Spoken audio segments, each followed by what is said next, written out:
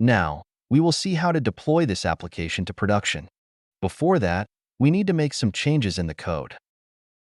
First, we need to create a package.json file in root of our project, which means outside the client and server folder.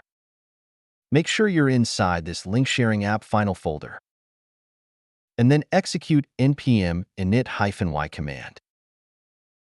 This will generate a new package.json file. As we have already executed npm install, we have Node modules folder here. But when you deploy your application to production, you need to execute npm install command to create that. So we can specify that as a build script here. So this is the command that we will be executing. Let's understand it. So here, first we're executing npm install command from the server folder.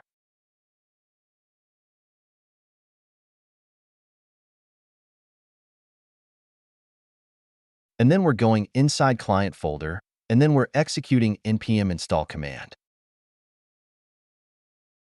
And we're combining these two commands using double and operator. So if you want to execute multiple commands together, you can use double and operator. After executing npm install command from server and client folder, what we're doing here, we're executing npm run build command from the client folder. Now let's execute this build command using npm run build.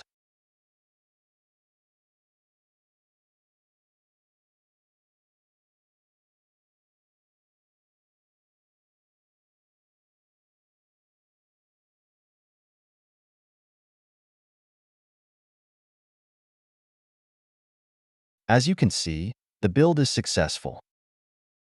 So before deploying your application to production, it's always good to execute the build command locally. So if the build fails for some reason, you can fix that early. Now inside the client folder, you can see a new folder is created. So this is the folder which contains our entire React application code that will be used after deploying the application. Now, we will be starting the Express.js application, and through Express.js, we will be rendering our React application, which is in the dist folder. So let's add the start script inside the outer package.json file, which will be executed to start our application. Here, we first need to go inside server folder, and then we need to execute npm run start command.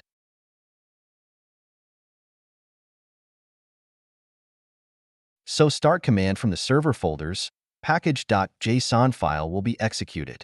So if we execute this start script, you can see server started on port 3030. But if we access localhost 3030, you can see we're getting error. This is because in the backend code, we don't have any /route defined. And all our backend routes starts with /API. So now, whenever we access localhost 3030, we want to render our React application. And as we're using HTTP-only cookie-based secure authentication, we need to run our frontend and backend on the same port, then only we will be able to get the cookie sent from the server when we log into the application. To achieve that locally, if you remember, we added a proxy configuration in vconfig file. Check out the part 2 of the masterclass recording if you don't remember it. And as we're now deploying on production, this configuration will not work. So let's understand how to achieve that by rendering static content. So I will create public folder inside server folder, and inside it I will create index.html file. Let me add some boilerplate code. And here I will render h1. This is from index.html file. Now I want to render this index.html file whenever I access localhost 3030. So to achieve that, we can render the public folder as a static resource by adding app.use. And here we can use express.static and pass public as the value. Now let's execute start script again, as we're using Node and not NodeMon here.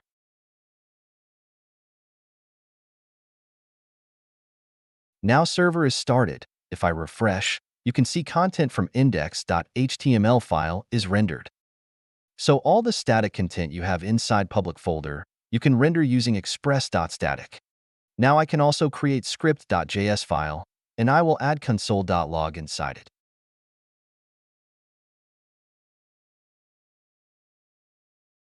And I will include it in index.html file. Let me restart the server. If I open console and refresh the page, you can see we get the log printed in the console. Similarly, we can also add styles.css file.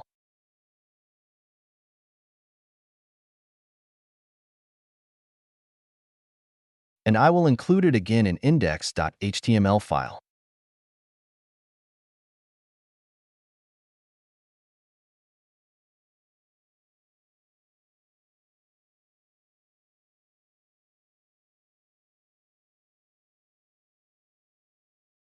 If I refresh the page, you can see CSS is correctly applied. So with just this single line of code, we're able to load the static content from the public folder. Similarly, in the dist folder also, which is our React application, we have all the static content, which includes HTML, JavaScript, and CSS files. So we need to render this entire content of dist folder as a static resource. So to do that, we need to specify the complete path of our dist folder here instead of the public text. So to find out path, we can use the path package of Node.js. You don't need to install this package. When you install Node.js, it comes by default. And here I can say path.join __drname. __drname is an environment variable which gives current directory of the current file. So what is the current directory of index.js file? It's server folder, so we get complete path of the server folder. Now to create complete path of dist folder, we need to go outside the server folder, then inside the client folder, and then get the dist folder. We go outside server folder, then we join it by client, and then join it by dist folder.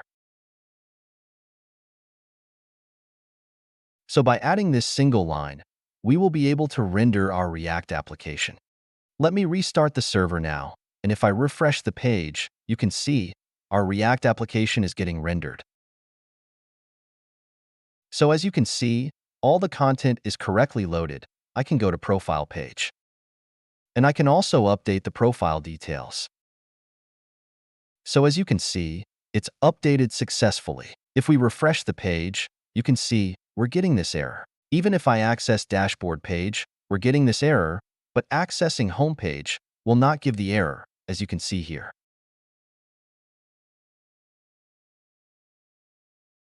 If we access preview page, this is also working. If I click on share link and go to public profile page, you can see we're again getting that error. So when we directly access any of the route or refresh any of the route other than home page route, we get that error. This is because we're running our React application using backend, which is our Express.js server. So we're statically rendering the React application. And whenever we access any of the route, the request goes to the server, which is our Express.js application, and we don't have any /dashboard route on server. So for that, you need to add a new route before our global error handler and after all our other routes like this. And here I can say star, and instead of use, let's use get. So whenever there is any request to a route which is not defined above, this route will get executed. You can also use next parameter if you want. And here we need to return our dist folder content if we access any of the route which is not defined on the server side. So when we access /dashboard, we need to render our React application if the route does not exist on the server side. So if any of the above route does not match, then our this match all handler function will be executed, as we have specified star for the path. And here I can write response.send file. And we need to send the client dist index.html file. So I will copy the exact same path and add index.html at the end.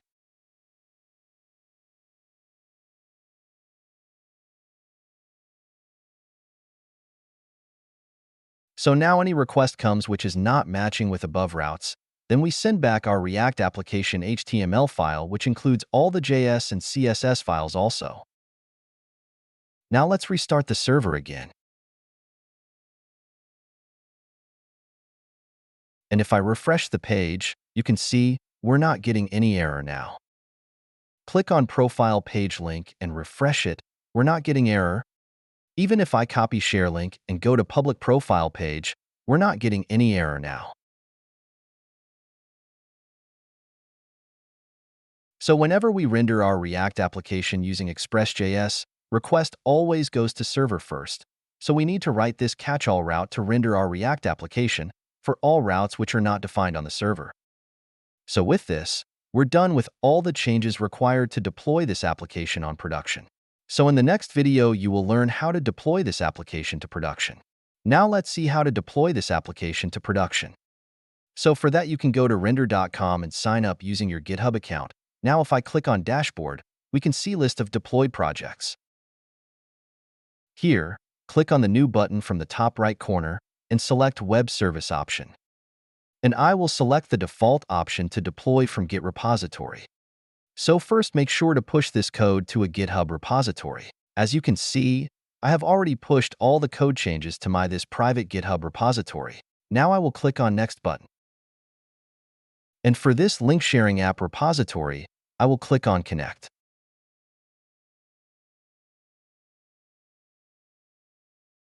Here you can give some name to your application.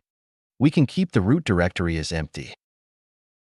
For this build command, we already have build script available, so I will write npm run build so our build script will be executed.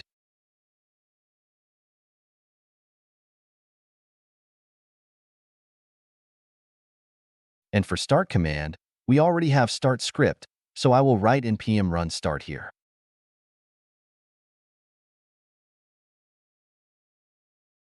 And now I will select this free option as we don't need to pay anything if we select this option.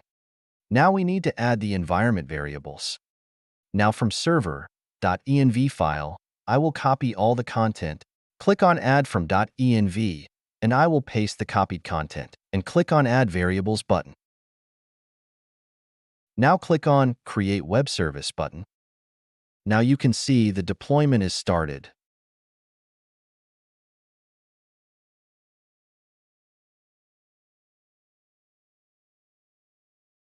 As you can see, our website is live now. So scroll up and click on this link to access the deployed application. Now let's log in with user Mike.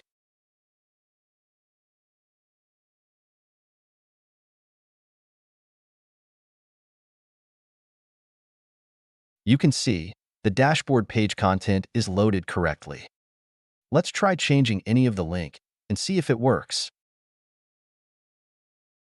You can see update is successful. Even if I refresh page, you can see it's still there, so changes are correctly saved. I will revert back to the original URL. Now I can go to Profile Details page and change the name to Mike. This is also successful. I will click on this Twitter preview link and we're correctly redirected. Now, I will click on Preview link and that also works. Let's try copying the share link now. And if I paste it, you can see we correctly get the deployed domain URL instead of our local host now, which is awesome. If I press enter, you can see we correctly get the public profile page. Now let's go back to the dashboard. You can see everything is working. Let's try changing the image.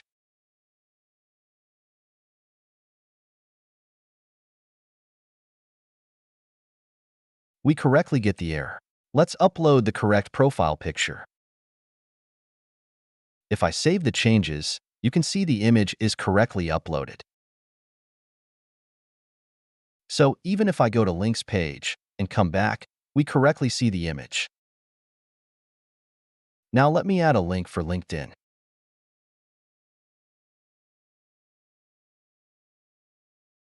If I save it, you can see we have 4 links added in the profile.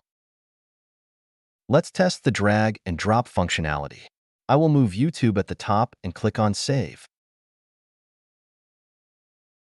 So this is also working fine. So we will see YouTube on top, on preview page as well as on public profile page.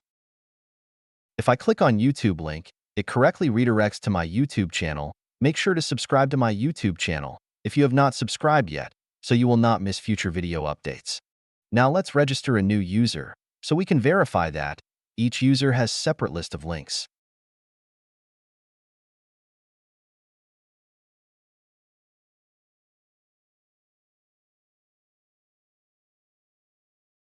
Alex is registered now. Let's log into his account. You can see this user don't have any links and profile details. So let's add first name and last name.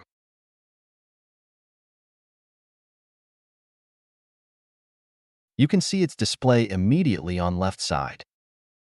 Let's try uploading profile picture also.